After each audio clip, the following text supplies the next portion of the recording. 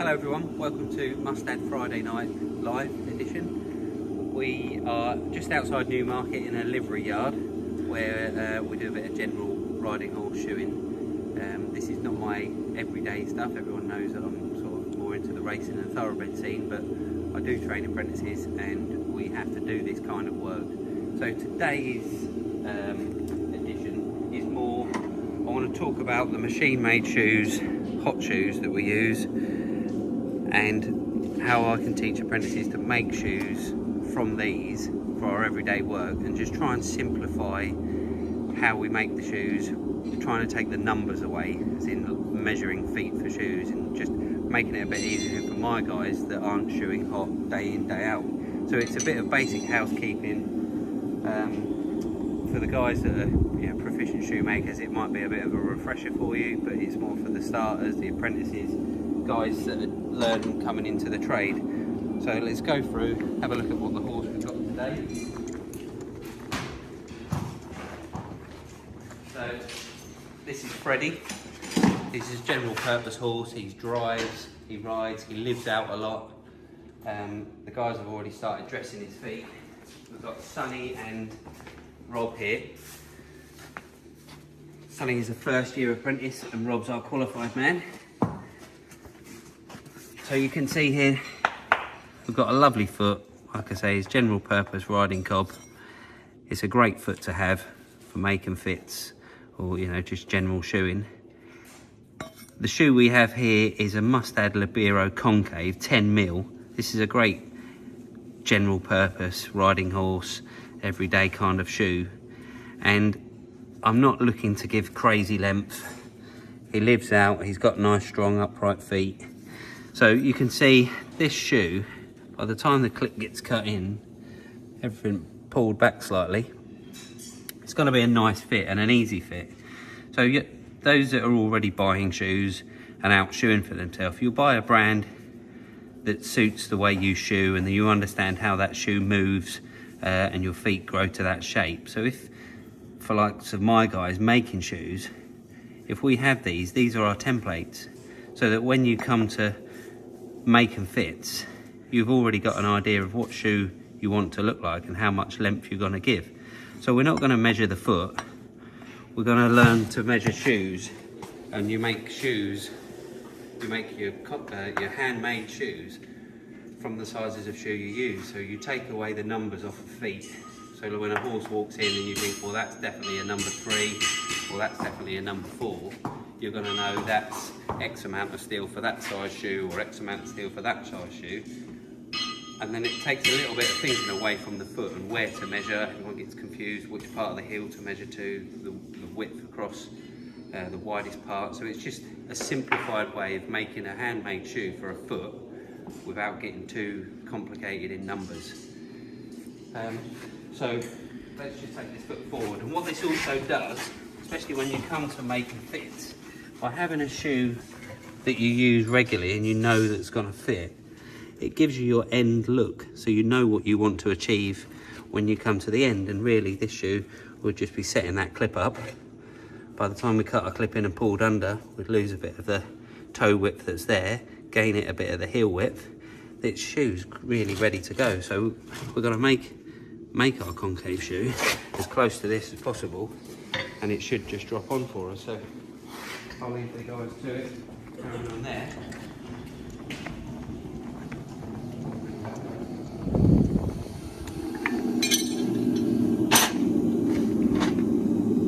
So I've predetermined, again, this is 15 inches of 7/8, 7/16. That's what I've predetermined that this steel should make a number 4 Mustad concave shoe.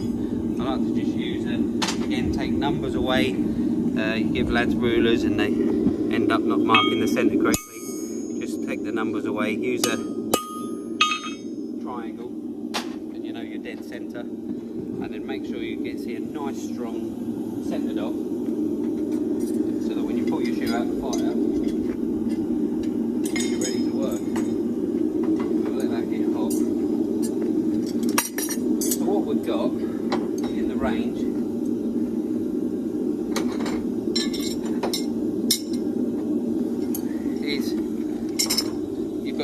concave Libero shoes. They come in 8 and 10 mil. There's 8 mil one there. Stud hole ready to go, pre-done there, and your road pins ready to be drilled out and placed there. So, you know, modern machine-made shoes now, you can buy every different application you need, feature on a shoe. Again, size to size, they're exactly the same. We've got the Equilibrium Air, rolled toe, flat wide heels, 3/4 fullered, your concave section, and we've got the light, and in the light section. So you can, you know, if you do your product knowledge, you can find shoes now that it takes a lot of forging, a lot of time wasted on the anvil, that you have to apply to other shoes. So it's worth spending the time walking around the stockists. You can select shoes for each type of horse, and just a bit of product information.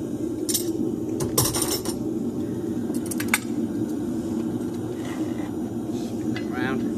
So this 15 inches, my little fires, quite long enough to cope with that. Spin that round, make sure we get a nice even toe beat. So we selected an E7. Again, it is going right back to basics. There's hundreds of different nails available through Mustad now, but this is general riding horse shoeing. We're using a concave shoe. I want a nice E-head nail. It's got plenty of meat in the head. That's going to give us a nice. It's going to give us a nice shoeing cycle. He's looking to go sort of 7 to 8 weeks. This horse. He's in a number 4, so we've got a 7 in there. That fits nice, and with the shoe that I'm making, again, that's going to predetermine the nail that I use, so I'll punch the hole for that. I'm just about ready for my toe bend. So, toe bends, how can machine-made shoes help us with our toe? Well, it's easy.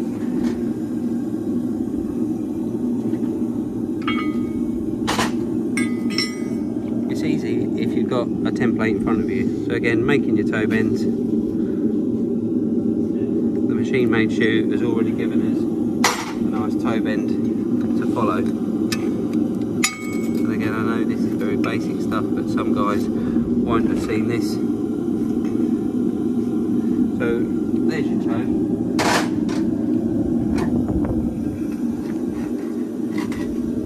It's a nice bold flowing toe.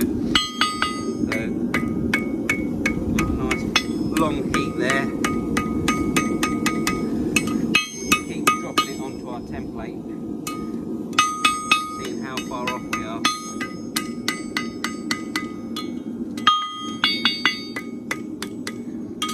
And again, I'm not forging shoes, I'm just making a shoe. Trying to keep it simple.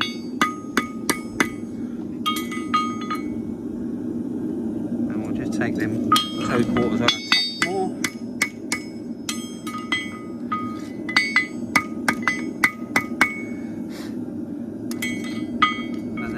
Made shoe template has given us a template for our shoe. Secondly, how does the machine made shoe help us with our toes? Where to put them? Well, if we put a centre dot directly through the centre of our clip, we can set up our calipers to that shoe. We know that's the centre of our toenails. If we're using this shoe and the shoes that you use daily, you know that them toenails are going to be safe in them feet because you're using them in your machine-made shoes. So it's your guide for your handmade shoe. So mark your toes on.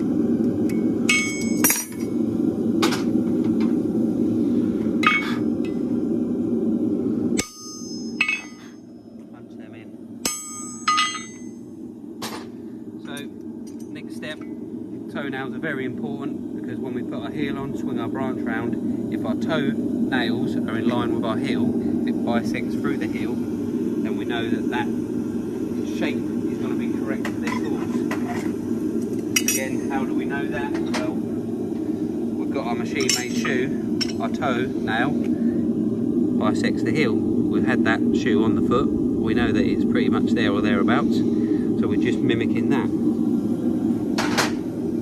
So whilst that heel's gives me a great opportunity to show you the new shoemaking range. Grant Moon, most people have heard of him, everyone's kind of heard of him in the farrier trade. A lot of effort has gone into making these tools up to a standard that Grant's happy with, and they come straight out of the box and provide you with the nail fit, or you know what the tool for the job is doing. That's, you know, they're great for that too. We've got wooden handle stamps, the metal handle stamps. We've got Frenchels, the forging hammers, very nice to use, and of course the Mustad tongs that everyone again is familiar with. So again, I'm not concentrating too hard on what kind of heel check we're looking for on these feet. We're just roughing a heel.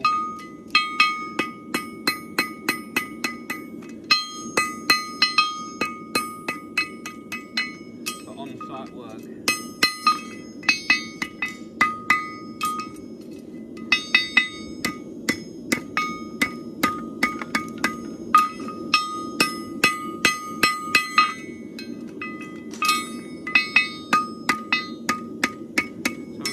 Guide of our toenails, we put them on the straight part of the table on the back edge there, make sure they're parallel, and then we're looking, does our heel bisect? It doesn't quite, so we'll just move that round a touch.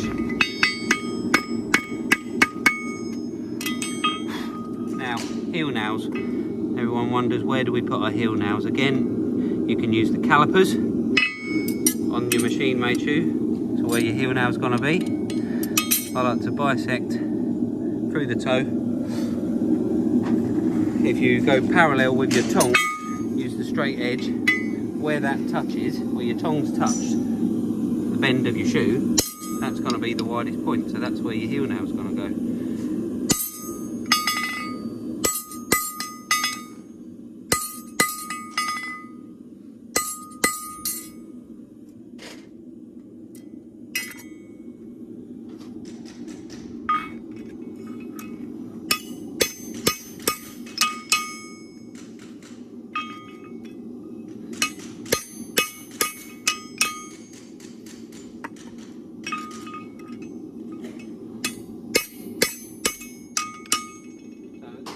When you're shoemaking, you should be looking for your nail fit. And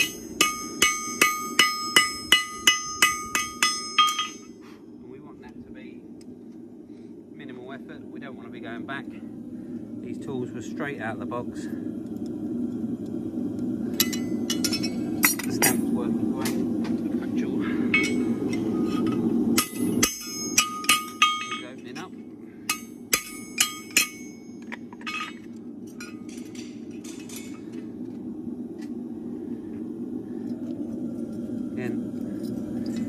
Happy with them.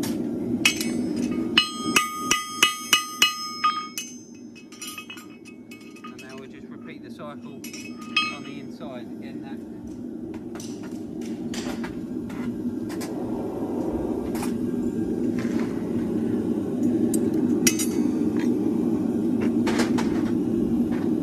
So like I say, with our heel nails, machine made, you can use again your calipers to pick up where your heel nail was. If they're in the machine made that you use daily and you're using them heel nails, it must be safe, so you can use the calipers as a guide. And again, we're just taking it away from the foot.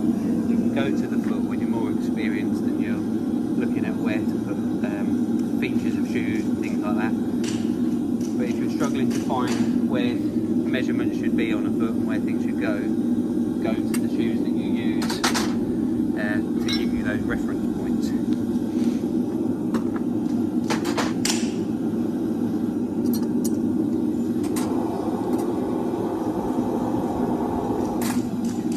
On that.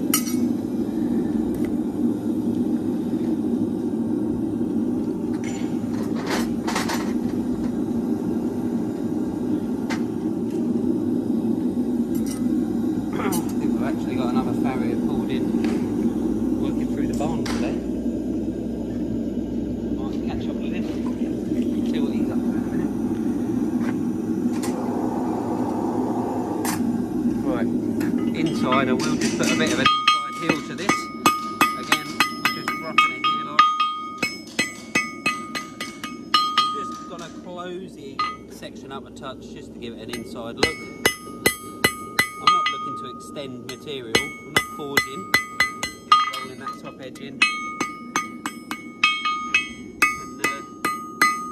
And again, for apprentices, a neat trick if you come around here, Jake. Sometimes when forging concave on the heels, if you're not quite proficient at forging heels and keeping your bearing surface, if you put your section to meet the concave, you can get your bearing surface back.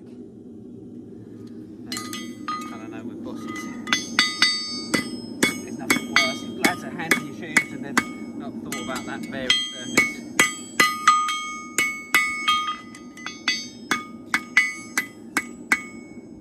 Again, we're using our guide, our marker points, which is our toenails, and our heel bisect. It does.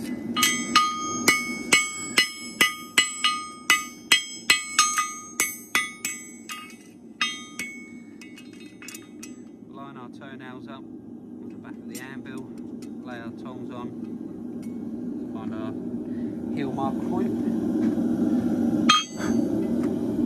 drop that in where it touches, that's your widest point.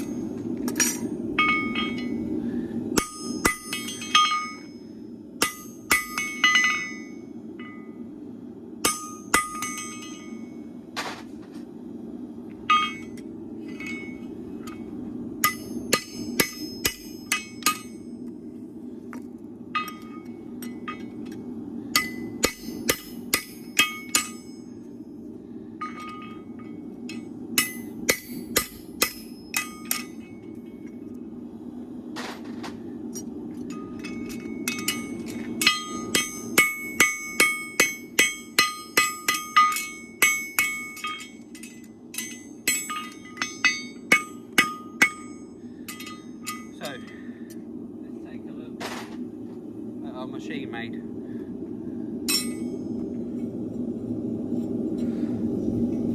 So by using all those different reference points, we've understood you'll have to play around a bit and find how much you move steel around and stuff like that, but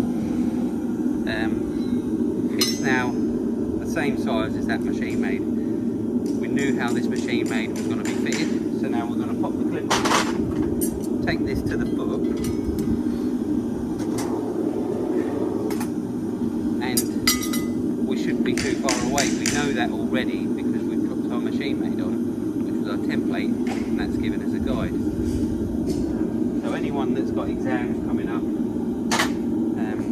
or shoemaking competitions, again, if you have templates and you've written on the back of them templates sizes of steel to cut, and it will be different for concave, flat shoes, 3/4 full hood, hunter heels, you'll have to have a bit of an index that's personal to you and practice it this way. You don't always have to have feet in front of you to know what size shoe you're going to need when you get to them horses. So I'm going to bob punch this clip on. I find it personally more accurate for myself, especially when shoeing feet. You get to the point of making a shoe, it's going all right, and then guys clip it and it kind of all goes.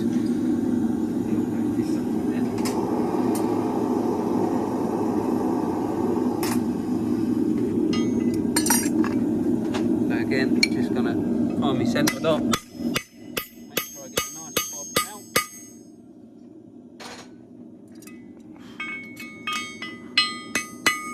And I always like to just hold that over with a round of my hammer.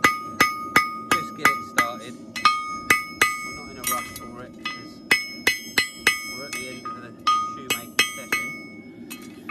I want to be able to pull a nice clip. Get a nice heat on that. We should be pulling this clip and then going and taking a look at it on the foot and seeing what we've got left to do, and hopefully not very much work because we've been guided by the machine made shoe the whole way along.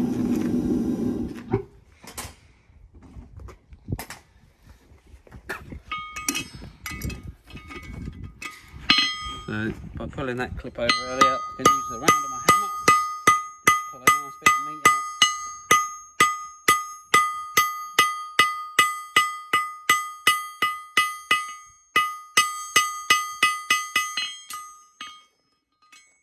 Keep your bearing surface flat at the back.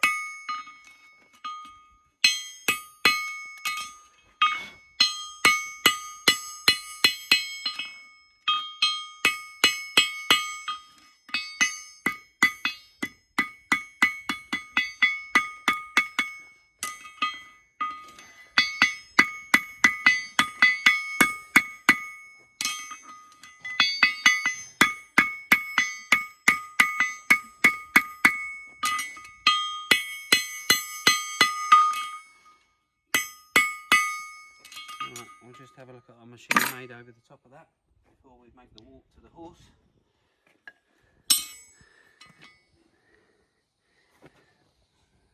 Again, we're there. So let's go and have a little look further on. Make sure your clip's set up at the right angle before you go.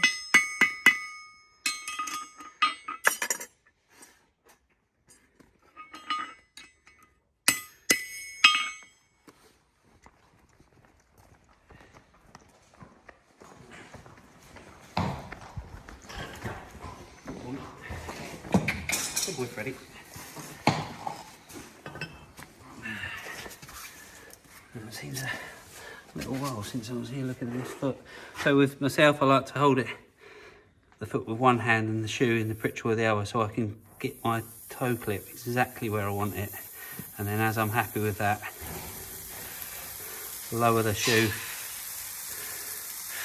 And I'm looking for centre of heel, centre of steel fit.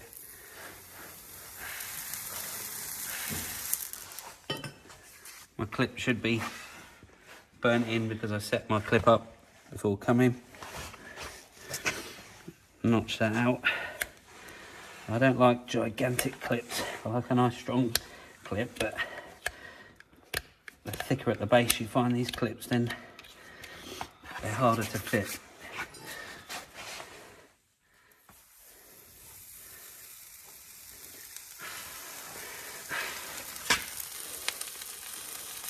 So that's fitting exactly how the machine made shoe was. It's slightly bold at the toe quarter, the lateral toe quarter.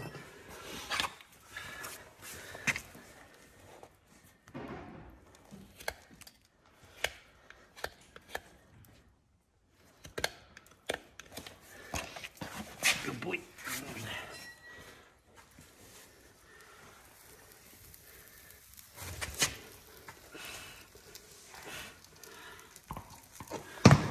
So you can see I've just got a bit of width on my lateral toe quarter there.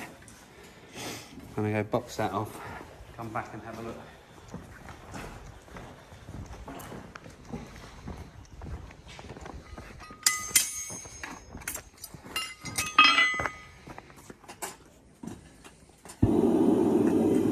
Take a quick peek from my boxing. Rob, if I could borrow you for a minute. Again, we don't do a lot of this stuff hot now, so we're pretty old school with our systems. It's old-fashioned rasp handle tongs, I'm afraid.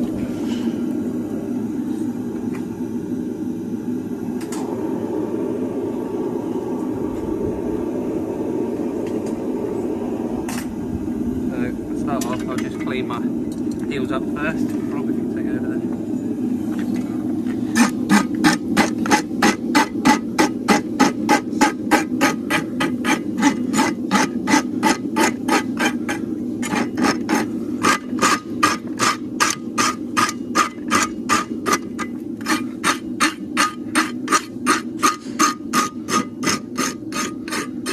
The rasp is just accentuating what I've done with a hammer really on that inside, just showing it off a little bit more as an inside. Flip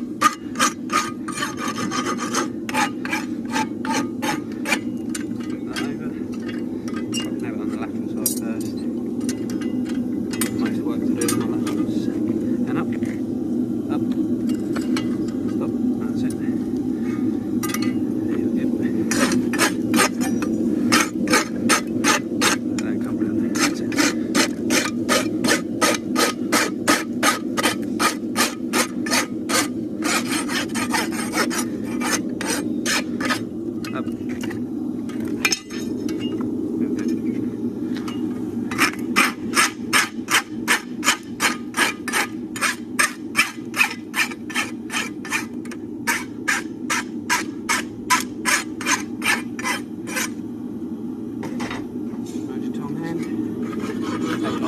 habitual sole crusher. Very important for shoemaking.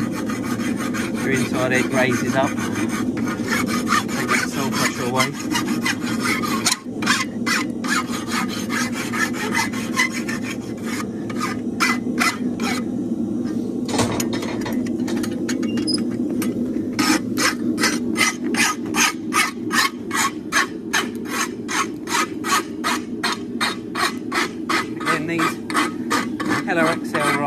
For this nice wide place, when they've done their shoeing cycle or lifespan, don't throw them away. They make great box grass and hot grass.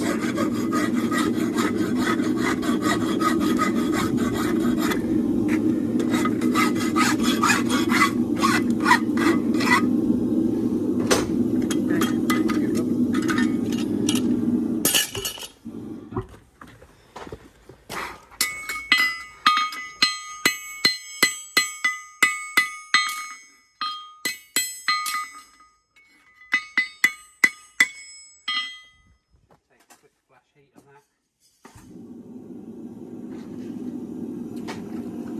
Go back for our final fit.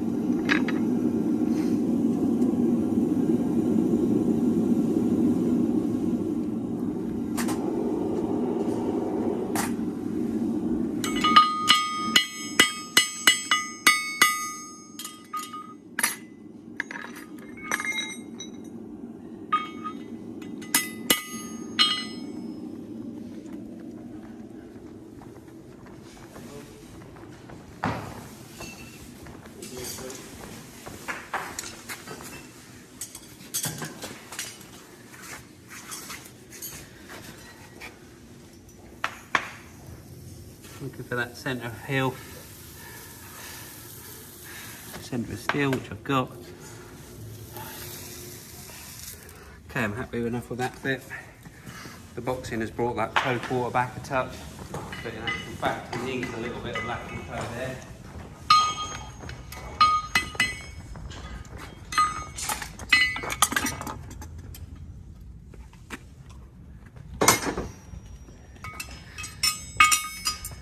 Clean the friction hole out.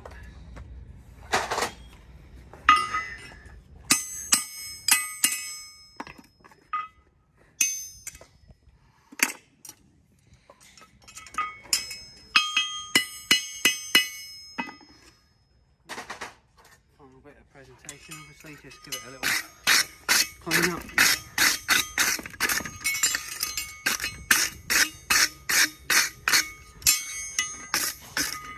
It should be, you know, everyday work, nice standard of shoes, clean to go on the feet. We're not spending ages polishing these shoes up.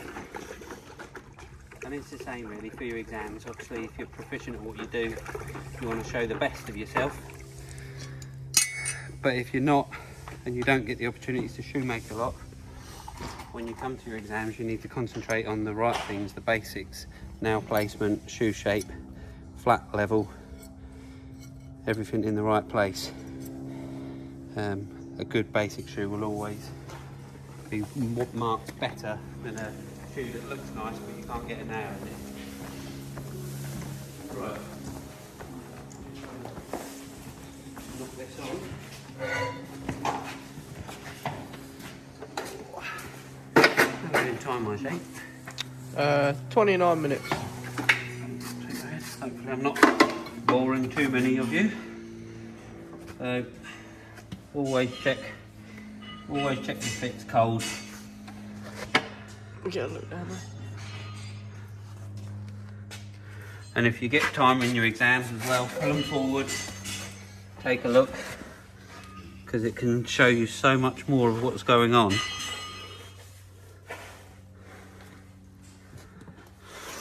I'm happy with that.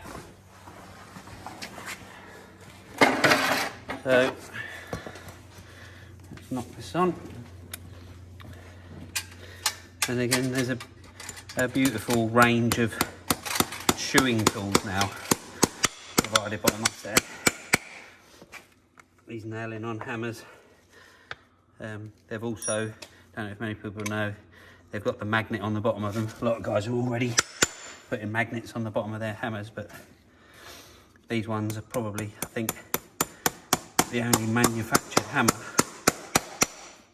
that has them.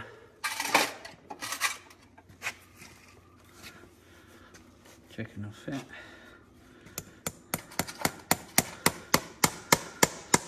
Good boy, Freddie.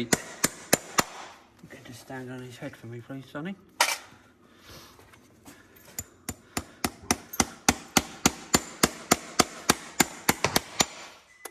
And again, when it comes to nailing on, you know, it's recommended 1/3 of the height of the wall, a little bit higher.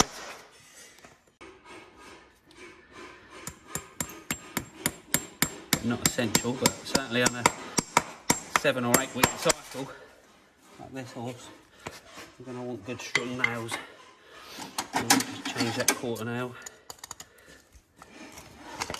Again, for the guys that haven't seen it, Mustad nail pullers. Very nice tool.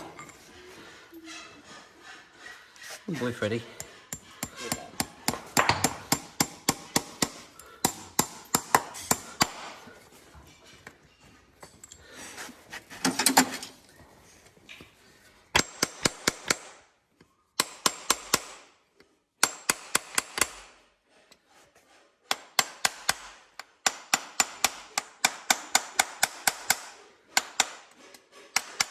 Again, I always like to draw up strong on a shoeing cycle of 6-7 weeks, you know, really get them shoes on tight. So you can see our basics in shoemaking. We were lucky we had a lovely symmetrical foot, got a symmetrical shoe, toes through heels, toenails through heels, heel nail at the widest point. And that all stems from the machine made shoe that we looked at 32 minutes ago. That gave us this look. We already knew the look we were going for before we even started making the shoes, so it was a great advantage to have that. Go for the clench. Again, the Mustad pull-offs also act as nail snips, nice and sharp for that. Now on to our XL range of rasps. This has got the nice smooth finish on the back to give you a lovely finish for your job that you've done and took all that time over.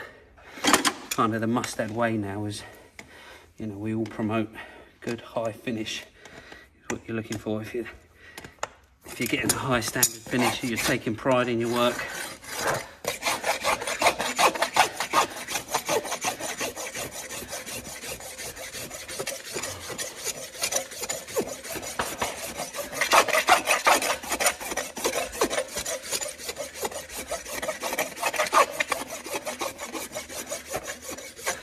Seal line, show off your bit of boxing.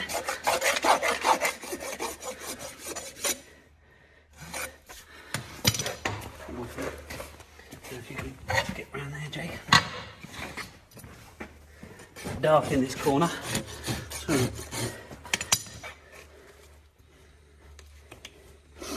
the inside's actually nailed up better than the outside.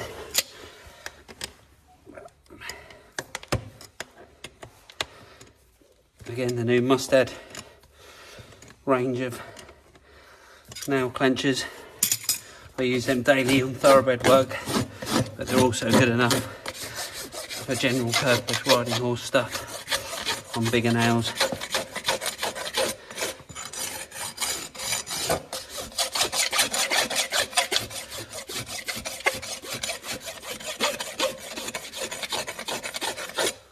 Good boy. Good boy, Fred. So, Rob, could you just get me that number 4 machine made, please? Again, nice finish, your nails well in, clipped well into the wall. Good fit.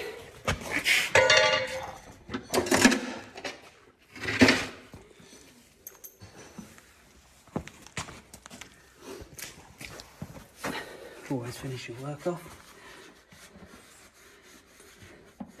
That bit of presentation costs you nothing at the end, but the customer certainly appreciates it. knows you've tried your best. Let's have a look at that, Jake. I'll just get that shoe.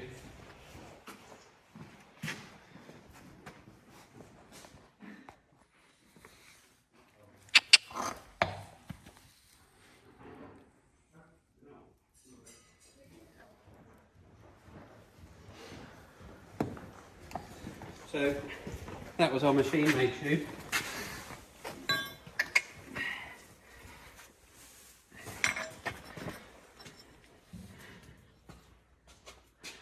As you can see there, it gives us a great guide all the way through the shoemaking process. So that's kind of the end of mine. Hope there's lots of questions coming in. Bit of a shout out to Askell Vibe, hope he gets well soon. He's missed a couple of these Mustad lives now due to an injury, so hopefully he'll be back soon and can show you something a bit more technical than what I've done today. But like I said, this is a bit of a refresher, a bit of housekeeping and something for apprentices to look at and see if there's things they can pick up on. So we thank Freddie for standing nice and quiet, thank the boys for the help. We've got to get on and shoot a few more now. Another Mustad live next week, stay tuned for that. Hope you stay safe and see you all soon. Bye.